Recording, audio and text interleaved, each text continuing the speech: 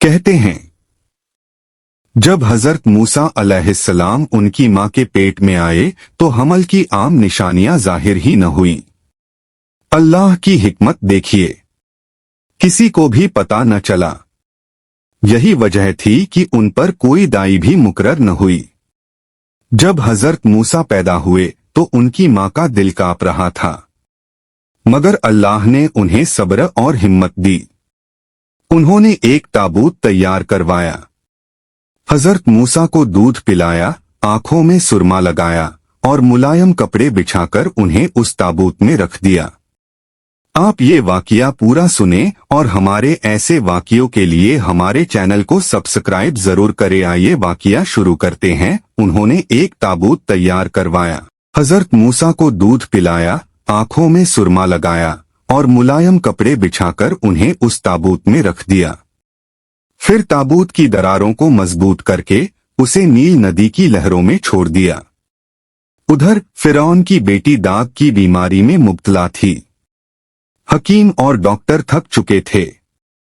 سب کا کہنا تھا کہ یہ روگ صرف اسی جاندار کے تھوک سے ٹھیک ہوگا جو اس زمانے میں دریا سے نکلے گا۔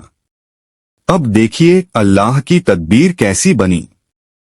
حضرت موسیٰ کا تابوت بہتا ہوا سیدھے فرعون کے محل کے باغ کے پاس جا رکا۔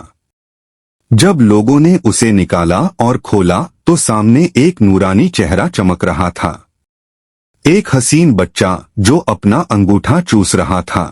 فرعون کی بیٹی نے فوراً اس بچے کا تھوک اپنے داغ پر لگایا اور سب کی آنکھوں کے سامنے اس کا روگ ٹھیک ہو گیا۔ وہ خوشی سے چلا اٹھی، یہ بچہ ہمارا ہے، اور اس نے اس کا نام رکھا موسیٰ، کیونکہ ان کی زبان میں موک یعنی پانی اور سا یعنی پیڑ ہوتا ہے۔ اب سوچئے اللہ کی کیسی رحمت تھی کہ جسے فرعون موت کا دشمن سمجھ رہا تھا اسی کے گھر میں اللہ نے اسے پناہ دے دی۔ درباریوں نے فرعون کو چیتایا، یہ وہی بچہ ہے جو تیری سلطنت کے لیے خطرہ بنے گا، اسے ابھی قتل کر ڈال۔ لیکن بی بی آسیہ کا دل اس معصوم سے لگ چکا تھا۔ انہوں نے صاف منع کر دیا، یہ بچہ ہمیں نفع دے گا، اتنا پیارا ہے کہ ہم اسے بیٹا بنائیں گے، اور فرعون کو ان کی بات ماننی پڑی۔ اب مسئلہ یہ ہوا کہ حضرت موسیٰ کسی بھی عورت کا دودھ پیتے ہی نہیں تھے۔ دربار پریشان ہو گیا۔ تبھی اللہ کی قدرت دیکھیے، حضرت موسیٰ کی اپنی ماں کو دائی کے طور پر بلایا گیا، اور جیسے ہی انہوں نے دودھ پلایا بچہ چین سے پینے لگا۔ آسیہ نے اسی وقت ان کی ماں کو نوکری دے دی اور کہا، ہفتے میں ایک بار موسیٰ کو محل لے کر آنا، یعنی اللہ نے موسیٰ کو ان کی ماں کی ہی گود میں پلنے کا ذریعہ بنا دیا۔ وقت گزرتا گیا۔ جب حضرت موسیٰ 1 سال کے ہوئے تو آسیہ انہیں فرعون کے پاس لے گئیں۔